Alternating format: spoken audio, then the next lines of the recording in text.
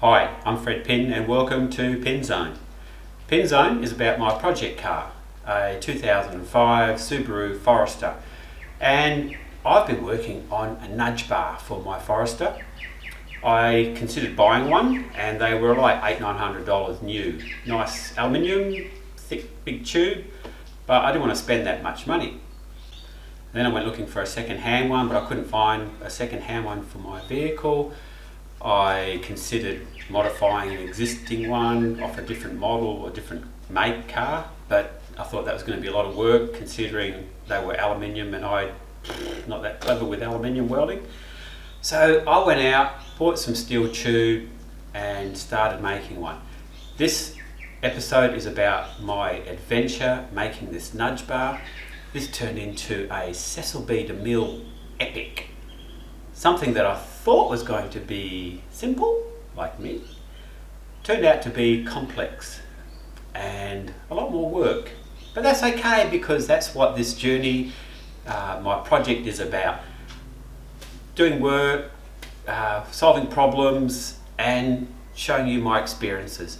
So hopefully come along on this journey of me making my nudge bar for my Subaru and tell me what you think.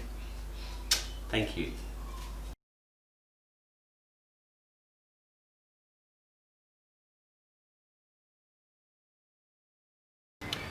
Okay, my plan for the nudge bar on the Forester is to have it tape and follow this line, giving me a slight taper on the nudge bar. I'll try and also follow the contour of the profile of the bumper. There are Australian standards that you have to abide by, and as far as the fabrication of nudge bars, bull bars and anything that you fabricate for your vehicle. So I'm going to follow those guidelines and attach it to the subframe. And I don't really want to go very high on the nudge bar. I'll probably follow the line of the grill, the bottom run of the grill, taper down to the subframe and make up some flat plate to bolt underneath. So that's the plan. I'm going to use some 40 NB pipe, which in this case I've bought it from a rural fencing supply and it's galvanised. I'll end up painting it, but we're just using something that's pretty much off the shelf. It's about 48mm outside diameter and about a 43 inside diameter. So it's not a heavy wall and hopefully it's going to bend okay. Let's get started. This is the pipe bender I will be using for forming the bends on the pipe that I've purchased. There's a habit of these things kinking pipe, especially a thinner wall pipe, and I'm going to compact some sand in the pipe before I bend it. So I'll put sand in the pipes, bung the ends up, and hopefully that will alleviate any kinks or squashing of the bends. But time will tell.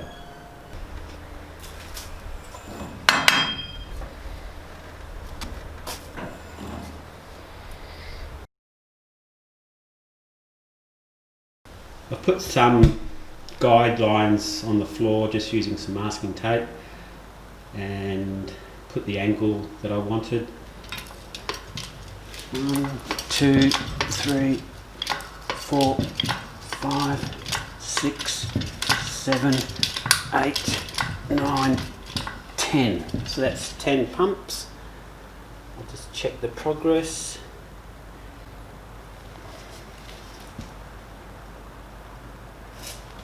It's okay, I'll just give it another 10 pumps. 1, 2, 3, 4, 5, 6, 7, 8, 9, 10.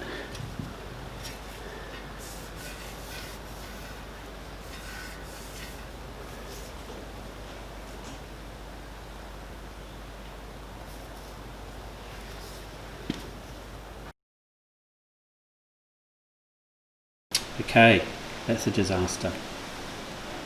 Okay, that's not what I wanted. That is kinked crinkle tube, not good. Plus the pipe end is slipping, like as I'm pumping the hydraulics, it's not advancing, so there's something wrong with the pipe bender I've hired. So I'm going to return that and see if they'll just give me all my money back, because it's not much chop.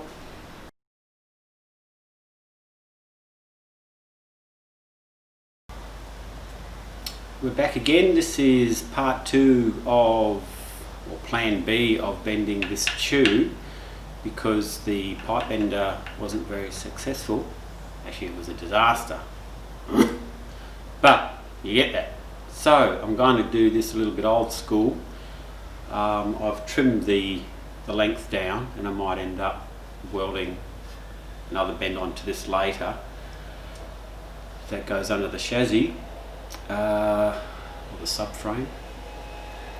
So I'm going to, I've measured out some points where the bend should finish, or a start and a finish, and I'm going to get the cut-off wheel and angle grind some slots, and then use a blowtorch and heat the metal up and do a progressive bend. But then I have to weld all the cuts that I've done, which isn't the preferred way, and I'll have to do a lot more cuts to have a more even and gradual bend, which means more welding and grinding and etc, etc. So it's a longer process, a bit disappointing, but you know, if you want to save a couple of dollars, do it this way. If you want to spend the money, just get someone to fabricate it from scratch. I fabricated, well, an aluminium nudge bar off the shelf is about $800 for my Subaru, and I'm thinking that's $800 I'd rather in my pocket. So we're doing it this way, and we'll just see how we go.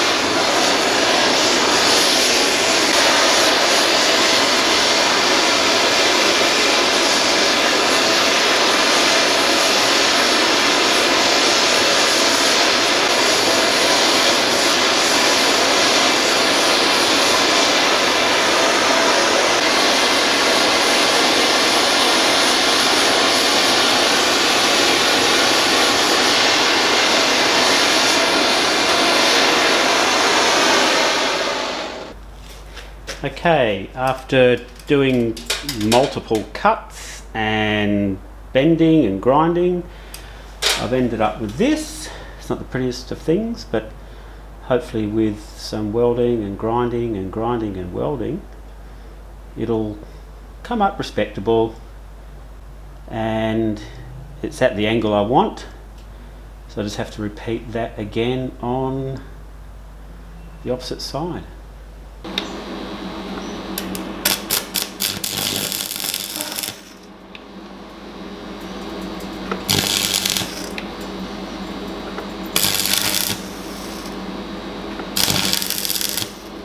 We managed to weld and grind and weld, and finally ended up with something that's acceptable.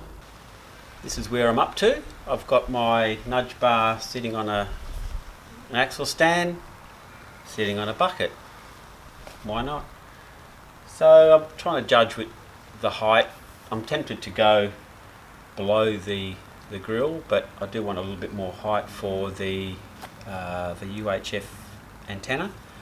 So I'm just going to start off at that height I've just made some marks on either side where I want to make some cuts so I can actually put a curve in the nudge bar to sort of follow the contour of the bumper. So that's my plan so far, and then I'll work out bending the rest of the length underneath the car and securing it somehow.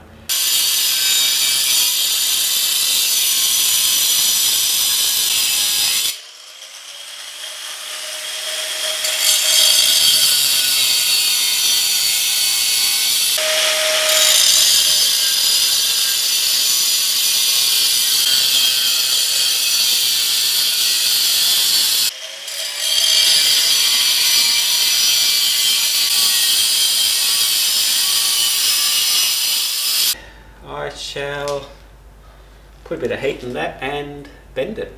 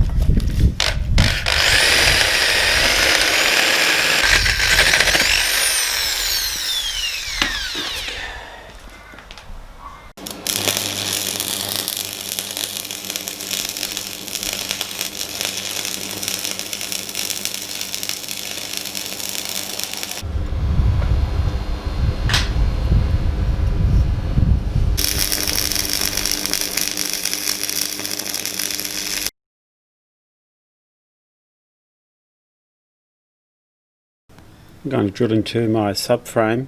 There's two existing holes which I'm going to pick up. The riv nut takes a 16mm hole, so I'm going to use one of these stepped drilling tools which has a 16mm segment on it. I've marked off where the 16mm segment is, so I don't inadvertently drill it bigger than it needs. So I'll stop when I get to that blue tape. Hopefully this will drill without any trouble.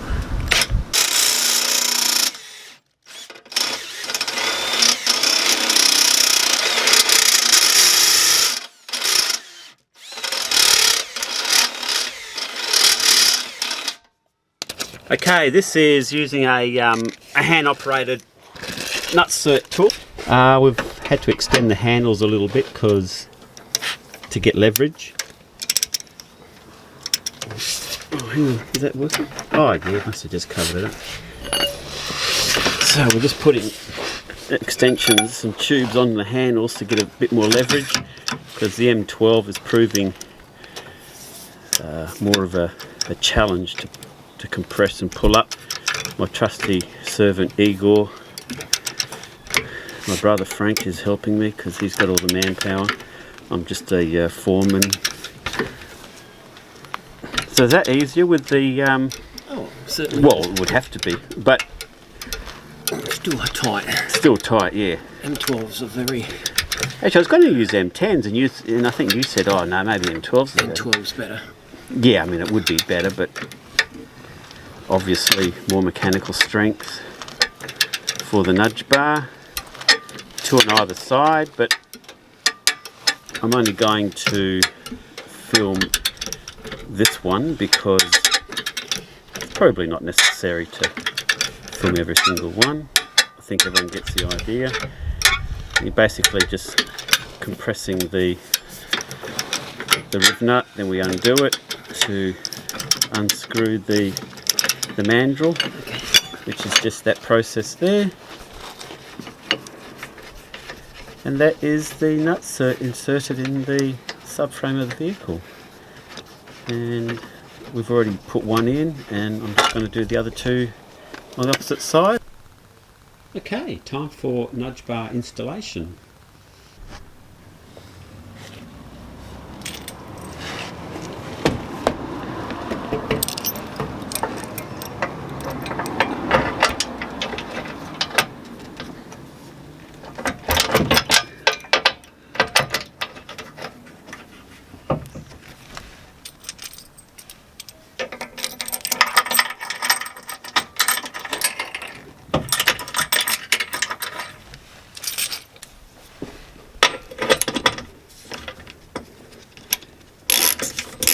I've already put the bolts in the other side, well, loosely, so I'll just tighten these up slightly, then I'll do up the slack in the other bolts, then I'll come back and tighten these up so I can pull them up all at the same time.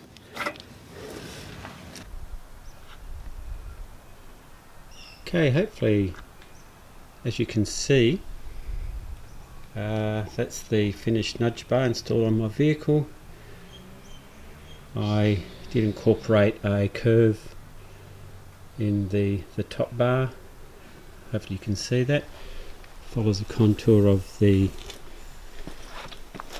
bumper, and also on the profile I followed the curve of the bumper to make it a bit more stylish, and also to comply with some of the standards, Australian standards that are required for nudge bars, bull bars, bumper bars and all sorts of things.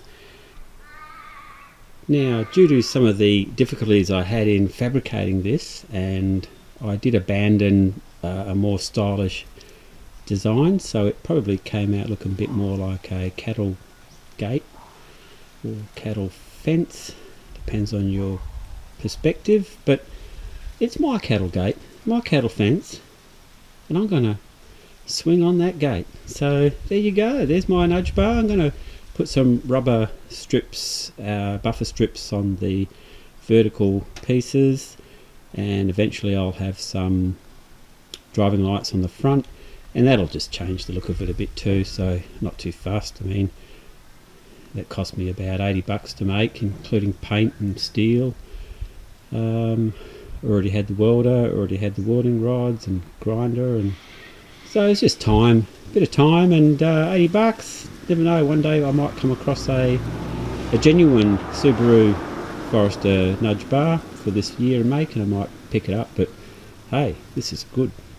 I've already got a bracket there for my UHF radio antenna, primed, ready to go, and hopefully I never have to nudge anything bigger than a turtle dove or a sparrow. Thanks for watching, and stay tuned.